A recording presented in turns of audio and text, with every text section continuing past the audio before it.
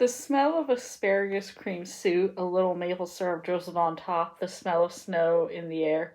Liir had been attached to Elphaba somehow, he remembered that. He remembered being allowed to play with his broken wooden ducky in the same room where she sat and spun wool. Was she your mother? Asked Dorothy. I'm terribly sorry to killed her if she was. I'm sorry anyway, but more so if you're related. The girl's directness was puzzling, and Liir wasn't used to it. The witch had never hidden her emotions, but nor had she explained them. And in many ways, living with her had been like sharing an apartment with an ill-tempered house pet. He tried to be honest, but there was so much he didn't know. I started out with her, he said. How, as a toddler, I came to be among the mounts, I can't say. No one ever told me, and the witch wouldn't talk about it. I remember other women from those times, Sister Cupboard and Sister Orchard, some of the more playful ones, the novices, who kept their own names, Sister St. Grace and Sister Lynette. When it came much time for Elphaba to leave, they wrapped up my small packet of clothes too, and I was lifted into a seat on a wagon and was joined a party that went through the Kells, stopping here until we got to Kiamako. It's awfully out of the way, said Dorothy, looking around at the people, slopes of pine and potter pine, and the slides of scree, and the scraggles of mountain louder going to seed. She wanted to be out of the way, and besides, it's where Fiyero had lived. Your father? Liir was as doubtful of his paternity as he was of his maternity. He had meant something to her, to the witch, he pointed out, but what I don't know. I never met him. Can you imagine the witch would sit down and pour out her heart to me? I can't imagine anything about her. Who could? He didn't want to talk to anymore. The death was too recent, and the shock was beginning to wear off, and what beginning to show was anger. In general sense, we're going southwest, and we'll cut east of the Cumbricious Pass, he said. I've learned that much by listening to Otzi Manglehand when she comes through guiding a party. There are tribes around and about. We saw no one, said Dorothy, not for miles. They saw you, said Liir. They had to. That's what they do. Not nice to be spying on us. We're very chummy, she said, putting on an aggressively friendly face. Any party of scouts witnessing it would do well to keep themselves hidden. Before long, the rain came, and he was glad, too, for it stopped their conversations, which had turned into a prattle. A heavy rain, the drops like pebbles. He could see no shepherd's hut out here, not even a clump of mountain arbor to shelter beneath. So rather than sit in the mud and let the rain wick through their undergarments, they trudged on. Their confidence about their course ebbed, though what with the shrouding of hilltops, all marks wiped out of view. Liir, I have no confidence in your sense of direction, said the Tin Man politely. Nick Chopper, you're heartless, said Dorothy. Ha, bloody ha, and you're an orphan, he said. I'll rust in this downpour. Does anyone think of that? No. Don't carp, I can't deal with the conflict, said the lion. Let's sing a song. No, they all chorused. What do you want to do when you find yourself courageous, assuming the wizard grants you what you wish? Asked the Scarecrow to change the subject. Invest in the market, join a troupe of music-hall buskers. How the hell do I know? Said the lion. Struck out on my own anyway, and find a better class of associates, more simpatico. You? Asked the Scarecrow of the Tin Woodman. What will I do if I find myself with a heart? Scoffed the Tin Woodman. Lose it constantly, I imagine. They slopped on.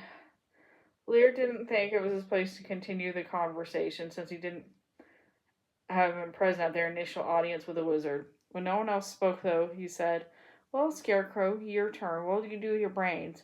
I'm thinking about it, he answered, and would not discuss it further. Oh, Toto, shrieked Dorothy suddenly. Where's Toto? He's wandered off to do his business, said the lion. Just between you and me, it's about time he learned to be private about it. I know you dote on him, but there's a limit. He'll be lost, she cried. He couldn't find his way out of a cracker barrel. He's not very bright, you know.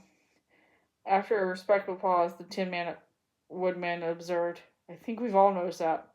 I hate to be obvious, the Scarecrow, but you've had to save yourself a heap of trouble if you weren't too cheap to invest in a leash, Dorothy. There he is, she cried, pitching up a small slope. The clueless creature was finishing his evacuation at the base of what looked like an ancient traveler shrine. A weathered statue of the pagan goddess gazed blindly out in the storm. The statue was a life size if you accepted that goddesses are the same stature as humans. Little more than a lean-to for protecting the statue from the elements. The structure could afford no room for the travelers to crawl in and out of the downpour. After a while, though, Liir thought of something standing on the shoulders of the lion and wringing the big black cape out to the shrine's roof. Using the scorched remains of the witch's broom as a pole, he rigged up a black tent under which they could huddle. The lion's mane reeked, but at least the travelers were protected from the worst of the rain. The cape is larger than it looks, said Dorothy, and the water isn't soaking through. Maybe she hexed it waterproof. She didn't like water, said Liir. So I've learned, said Dorothy. Who does? Added the Tin Woodman, squeaking his joints. Tell me more about her, continued Dorothy. Liir didn't oblige. He found Dorothy congenial enough, but it had been so long that he had anything like friends his own age. At Kiamiko, when he first arrived with Elphaba, Fiero's 3 children had allowed him in their small society, but slackly without much interest. The girl, Nor, had the only one to ever play with him, though he had been a little more to Nor than that dog was to Dorothy, a presence to boss around. Nor had been kind.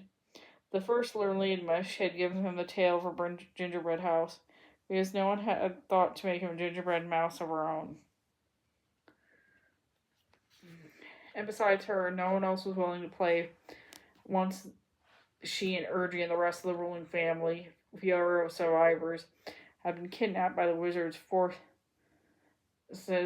garrisoned at the Red Windmill. Yes, he bravely followed, but fecklessly. They had given him the slip. He had been to return to Kiamiko to face the screeching. Then the witch had protected Liir from fraternizing any longer with Commander Cherrystone of the Gale Forcers, or from making new friends among the lice-ridden urchins of Red Windmill. So Liir had lived a lonely life. It could have been worse. He was fed and clothed more or less warmly. He had his chores, and the winged monkeys, largely inarticulate, at least didn't go out of the way to move if he sat nearby.